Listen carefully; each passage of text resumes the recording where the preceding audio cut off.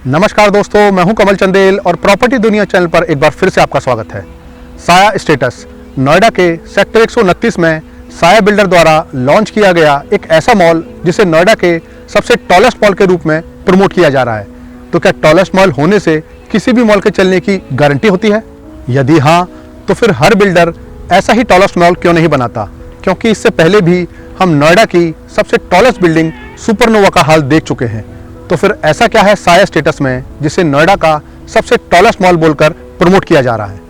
और जैसे ही किसी प्रोजेक्ट की प्रमोशन चालू होती है तो लोग मुझसे उसका रिव्यू करने के लिए रिक्वेस्ट करते हैं, और जैसे ही मुझसे लोग किसी प्रोजेक्ट का रिव्यू करने के लिए कहते हैं या मेरे बिना कहे उसमें निवेश करने में रुचि दिखाते हैं, तो मैं समझ जाता हूँ कि लोगों ने ज़रूर इसका प्रमोशन देखा है।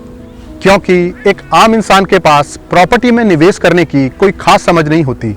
वो तो बस जिसका विज्ञापन अखबार या सोशल मीडिया पर देख लेता है उसी में निवेश करने के बारे में सोचने लगता है। और साया स्टेटस भी उन्हीं प्रोजेक्ट में से एक है जिसका विज्ञापन या तो आपने सोशल मीडिया पर या दिल्ली एनसीआर की अलग अलग लोकेशन पर साइन बोर्ड के माध्यम से देखा होगा। पर क्या ये प्रोजेक्ट सही में आपके लिए खरा उतरेगा या नहीं, यही जानेंगे हम आज के इस वीडियो में। तो चलिए शुरू करते हैं इस वीडियो को।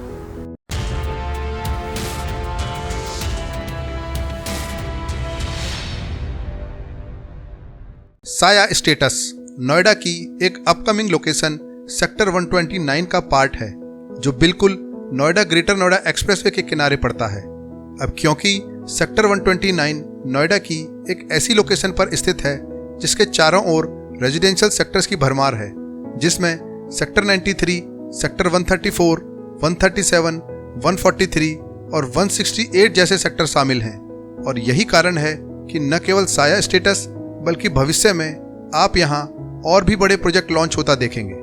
बिल्डर के अनुसार साया स्टेटस लगभग 15 लाख स्क्वायर फीट एरिया में फैला है और जिसमें 9 फ्लोर हैं, जो इसे इंडिया का सबसे ऊंचा मॉल बनाता है।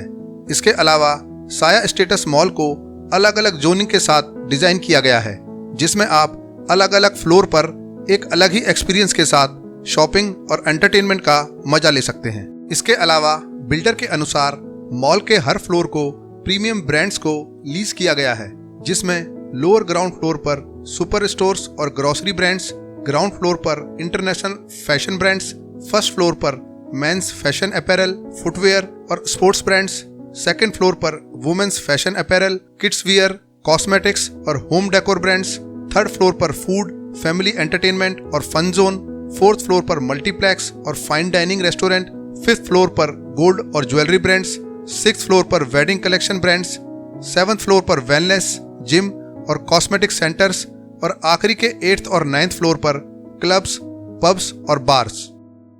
आज की तारीख में किसी भी मॉल के लिए अच्छे और यूनिक ब्रांड्स लाना बहुत ही बड़ा चैलेंज है, क्योंकि किसी भी लोकेशन पर एक ही तरह के ब्रांड्स लाना न केवल मॉल के आकर्षण को खराब करता है बल्कि ब्रांड्स को भी इससे बिजनेस लॉस होता है। इसके अलावा जो भी ब्रांड्स किसी भी मॉल में परफॉर्म नहीं कर रहे या ये कहें कि लोगों को अट्रैक्ट नहीं कर रहे, तो ऐसे ब्रांड्स को जल्द से जल्द हटाना और उनके बदले नए ब्रांड्स लाना भी एक मॉल को चलाने में बहुत बड़ा रोल प्ले करता है। इसलिए जो भी बिल्डर ऐसा कर पाते हैं वो कंज्यूमर्स को मॉल तक लाने में सफल रहते हैं, अन्यथा मॉल एक लोकेशन के लिए बस शो पीस बनकर ही रह जाते हैं।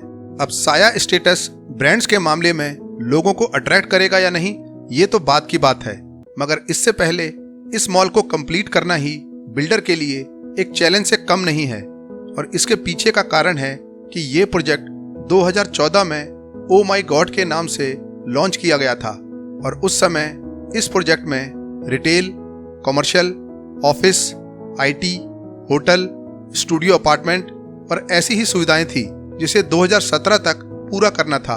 मगर इसके प्रमोटर बाया वेवर लिमिटेड की तरफ से ओ माई गॉड प्रोजेक्ट को बीच में ही अधूरा छोड़ दिया गया और फिर यूपी रेरा में प्रस्तुत किया गया, जिसमें कंपनी ने 2/3 कंज्यूमर्स की सहमति भी उपलब्ध कराई।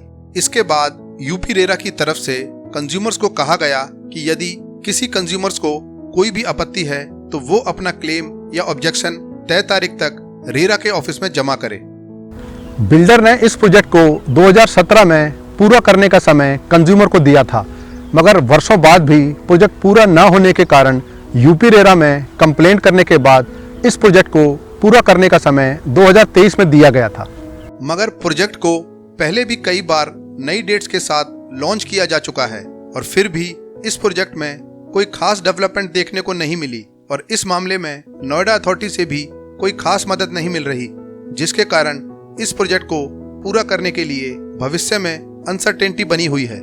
साथ ही साथ जो लोग पहले से ही इस प्रोजेक्ट में बने हुए हैं उनके क्लेम और नए रेट को लेकर भी बिल्डर और कंज्यूमर के बीच बहस भी इस प्रोजेक्ट को और भी लंबा ले जा सकती है, जिसके कारण प्रॉपर्टी में और भी डिले हो सकता है।